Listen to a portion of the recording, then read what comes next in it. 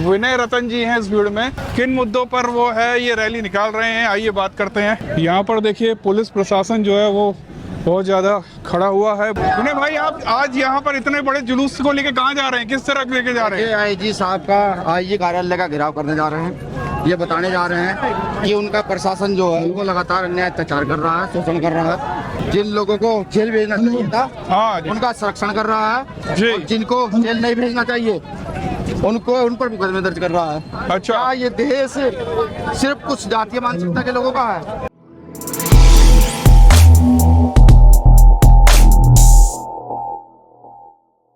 आज सड़कों पे जो है भीम आर्मी के बहुत सारे पोस्टर और बैनर लगे हुए हैं और ऐसा सुनने में आया है कि विनय रतन जो राष्ट्रीय अध्यक्ष है भीम आर्मी के, वो ग्वालियर आए हुए हैं। तो चलते हैं, आइए कोशिश करते हैं मिलने की, अगर मुलाकात हो जाती है उनसे। बहुत सारी भीड़ है, कान फूट रहा है। हम लोग समर्थन देने आए हैं। क्या हाल चाल है? भैया को जानते हैं, हम भी जानते हैं। जय भीम।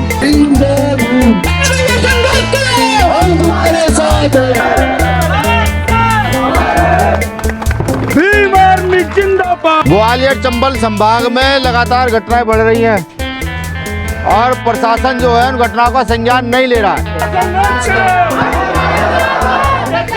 हमारे साथ राष्ट्रीय अध्यक्ष भीम आर्मी विनय रतन सिंह जी हैं। आज अचानक कैसे ग्वालियर आना हुआ? देखिए, ग्वालियर चंबल संभाग में जो है ना बड़े पैमाने पर घटनाएं घटित हो रही हैं और पुलिस सरकार के दबाव में उनका संज्ञान नहीं ले रही है। हत्या हो, रेप हो। उल्टा अगर हमारा कार्यकर्ता प्रशासन के पास जाता है, पुलिस के पास जाता है, तो कुछ पुलिसकर्मियों का दिमाग ज़्यादा खराब हो गया है। वो लॉ एंड ऑर्डर ताक पर रख करके उनके साथ अभद्रता करते हैं। मुझे एक दो जगह जानकारी मिली है कि हाथ वाथ छोड़ने की बात पुलिस ने कही है। देखिए, स्पष्ट है भीम आर्मी कोई गैर संवैधानिक काम नहीं करती है, लेकिन अगर अन्याय होगा तो भीम आर्मी खड़ी होगी और जो भी हाथ छोड़ने की बात करता है उसका इलाज किया जाएगा, उसको बताया जाएगा संविधान है। तो इसके चलते आईजी जो आज करने जा रहे हैं, आईजी कार्यालय गिराव है।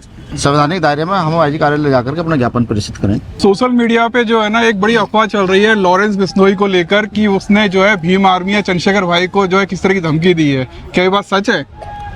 नहीं, लॉरेंस बिश्नोई से पहली बात तो ये है कि भाई उसका और हमारा मेल क्या है। भाई वो अपना काम कर रहा है, क्या काम करता है मुझे तो ये भी जानकारी नहीं है। क्या धमकी दी है मुझे तो ये भी नहीं पता, आपके मुंह से पता लग रहा है। वो सोशल मीडिया पे चल रहा है कि जो भी मुस्लिम को सपोर्ट करते हैं वो उसके खिलाफ हो जाता है। बाबा सिद्दीकी को देखिए जो उसने हाल किया। देखिए, अगर इंसानियत के खिलाफ कोई है तो हम उसके खिलाफ हैं। कोई भी है, आप भी अगर इंसानियत के खिलाफ तो हम आपके खिलाफ हैं। हमारे संतों गुरुओं महापुरुषों ने हमें जो है इंसानियत बताई है, मानव एक समान का संदेश दिया है, सबको बराबरी का अधिकार दिया है। तो हम तो उस विचारधारा के लोग हैं। बस मुझे जानकारी मिली नहीं कोई धमकी वमकी आई है। दूसरा, धमकी वमकी हम क्यों डरें? भाई हमने तो अपनी जान हथेली पर रखी हुई है। अच्छा, आप लोगों ने जो है पहलवानों का सपोर्ट किया था। महिला पहलवान थी, साक्षी मलिक थी, विनेश फोगाट थी और बजरंग पुनिया थे जब वो जंतर मंतर पर बैठे हुए थे। तो उनमें से विनेश फोगाट जो है वो तो कांग्रेस में चली गई।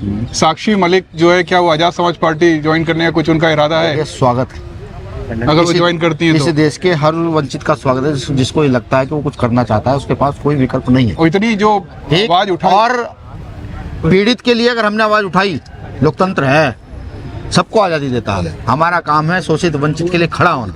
अब उसके बाद अपने राजनीतिक करियर के लिए क्या डिसीजन लेते हैं ये उनका निर्णय है। बाकी जो है अभी 9 राज्यों में उपचुनाव होने वाले हैं। उत्तर प्रदेश में आपको पता है कि उत्तर प्रदेश में जो जीतता है वो पूरे भारत में एक तरीके से उसकी पावर बढ़ जाती है, एक तरह से राज करता है।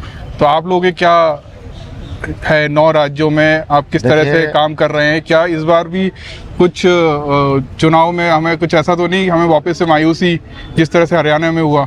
नहीं, आप हरियाणा में मायूसी कैसे कह सकते हैं?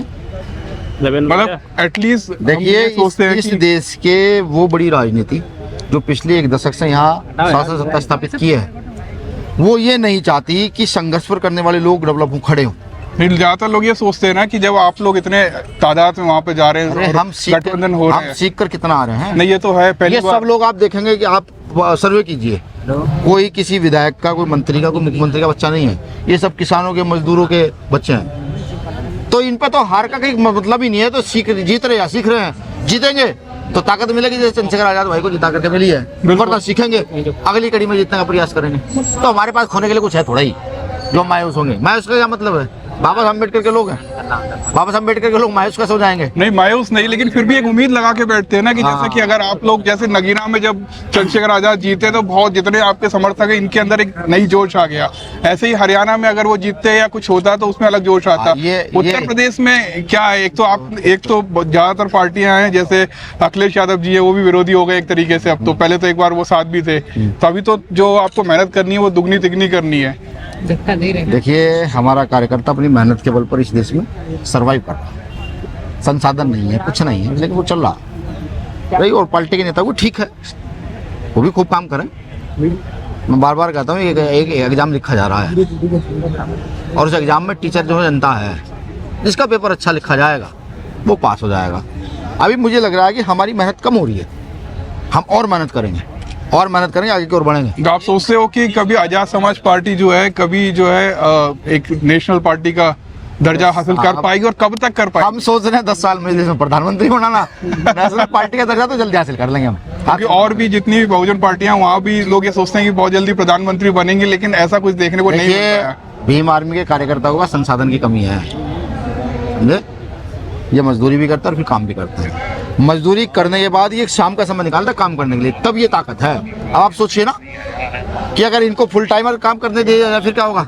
ये तो है, क्या रोक पाएगा कोई इनको? नहीं। लोकतंत्र में जनता की ताकत बड़ी होती है, नेता की नहीं। बिल्कुल बिल्कुल। एक और ये लोकतंत्र की ताकत धीरे धीरे खड़ी हो रही है। बहुत सारे लोग रोकने का प्रयास करते हैं, नहीं रोक पाए। चंद्रशेखर भाई को हराने के लिए भारत की सारी पार्टी लगी, बताओ कौन खिलाफ नहीं था और कौन प्रचार के लिए नहीं आया? लेकिन लोकतंत्र का सही मतलब क्या है भीम आर्मी ने बताया। लेकिन चंद्रशेखर भाई जो है सब जैसे पहलवानों के साथ खड़े हुए, हर मुद्दों के साथ खड़े हो जाते हैं, लेकिन उनका जो वापस आउटपुट मिलना चाहिए कि उनको भी आगे बढ़ाने के लिए वो लोग भी खड़े हो, लेकिन वैसा कुछ नजर नहीं आता है। लेकिन कई बार धीरे धीरे मिल रहा है, ऐसा नहीं है, मिल रहा है, धीरे धीरे मिल रहा है। आप देखो हम जिला पंचायत लड़े, कितने जिला पंचायत जीते थे हमारे, लाइन लगा के जीते थे। बिल्कुल बिल्कुल ठीक है। ये तो सिर्फ कहने की बातें हैं, जैसे जैसे जनता की समझ में आ रहा है कि भाई धर्म अपना निजी मामला है, रोजगार शिक्षा स्वास्थ्य ये बिल्कुल जनता का मामला है। जैसे ये चीजें समझ आ रही हैं, लोग समझ रहे हैं, जुड़ रहे हैं। आज भारतीय जनता पार्टी धर्म का प्रचार बहुत गंदे तरीके से कर रही है। आप किस धर्म को मानते हैं आप तय करेंगे, मैं किस धर्म को मानता हूँ ये मैं तय करूंगा। अरे मौलिक अधिकारों में स्वतंत्रता का भी अधिकार, धार्मिक स्वतंत्रता भी है। लेकिन बीजेपी जो है शिक्षा नहीं देगी आपको अच्छी, वो चिकित्सा आपको अच्छी नहीं देगी, वो रोजगार नहीं देगी। महंगाई देखे कहाँ है? आप उनसे कहे कि शिक्षा का एकीकरण कीजिए, नहीं करेंगे। आप कहिए चिकित्सा का एकीकरण कीजिए, नहीं करेंगे, सिर्फ धर्म उठा के रखेंगे। अब धीरे धीरे पूरे बेरोजगारी को समझ में तो आ रहा है ना, टाइम लग गया, मतलब 10-15 साल समझ आ रहा है। बिल्कुल बिल्कुल बिल्कुल, सबको पता है धर्म अपनी पर्सनल प्रॉपर्टी है, वो किसी कौन किस धर्म को मानेगा ये खुद तय करना है। लेकिन हाँ, शिक्षा रोजगार देश के लिए है, जनता के लिए है, होना चाहिए। देश की उन्नति होगी तो जनता की उन्नति होगी। धीरे धीरे समझ आ रहा हो, धीरे धीरे देखिए बैक नहीं हो रहा मामला, बिल्कुल धीरे धीरे वापसी की ओर। चलिए फिर हम चलते हैं आपके साथ आईजी ऑफिस क्या होता है। पुलिस प्रशासन तेरी तानाशाही नहीं चलेगी, नहीं चलेगी। उत्तर प्रदेश में चुनाव जो है इस समय बिल्कुल पीक पर हैं और आप एमपी में मतलब ये आप ये राजनीति को छोड़ते हुए आप यहाँ के जो मुद्दे हैं उनको लेकर चल रहे हैं, तो वो मुद्दों को किस तरह से आप जो है गंभीर है, मामला गंभीर है, इस वजह से आप जो है उत्तर प्रदेश छोड़ के मध्य प्रदेश में आए हुए हैं। बिल्कुल। देखिए सबसे पहले चुनाव सेकंड प्रायोरिटी है, पहले समाज की आवाज को उठाना, मजबूती से आवाज बुलंद करना, बिल्कुल प्रशासन को ये बताना कि तारे तानाशाह ना हो। उत्तर प्रदेश का चुनाव भी है, वहाँ भी पूरी मजबूती से काम करना है, जीत के आ रहे हैं। बिल्कुल जलसा कर भैया, जिंदाबाद जिंदाबाद जिंदाबाद। जय भीम जय भीम जय भीम जय भीम जय भीम जय भीम जय भीम। सोचने वाली बात है कि एमपी में जो है वो चुनाव नहीं है, चुनाव है उत्तर प्रदेश में, और लेकिन यहाँ पर ये इस तरह से क्यों? लेकिन ज़्यादातर लोग ये कहते हैं भीम आर्मी जो है वो राजनीतिक संगठन नहीं है और इस वजह से वो अपना काम जो है पूरे साल भर चलता ही रहता है उनका। मैंने कई बार देखा है, इससे पहले भी यहाँ पर आईजी ऑफिस जो है वहाँ पहुँच चुके हैं और वहाँ पर विनय रतन जी जो है पुलिस वालों के साथ अपनी मांगों को रख रहे हैं। आइए आइए आगे चले। आप हमें सड़क पाने के लिए खुद यहाँ करते रहे, घटना हुई ना तो ये 20-25 मामले हैं, माइक होता तो मैं सबको पढ़ के सुनाता तो मेरा बगल में। सर कैसे हैं आप? बहुत टाइम से मिलना चाह रहा था आपसे मैं। कहाँ से आए हैं? मैं ग्वालियर से ही हूँ। मैं एक चैनल चलाता हूँ तथागत लाइव, अभी ऑन ड्यूटी हैं। बाद में जब फ्री होंगे तब मिलेंगे। उनके साथ बड़े बड़े अफसर भी खड़े हुए हैं।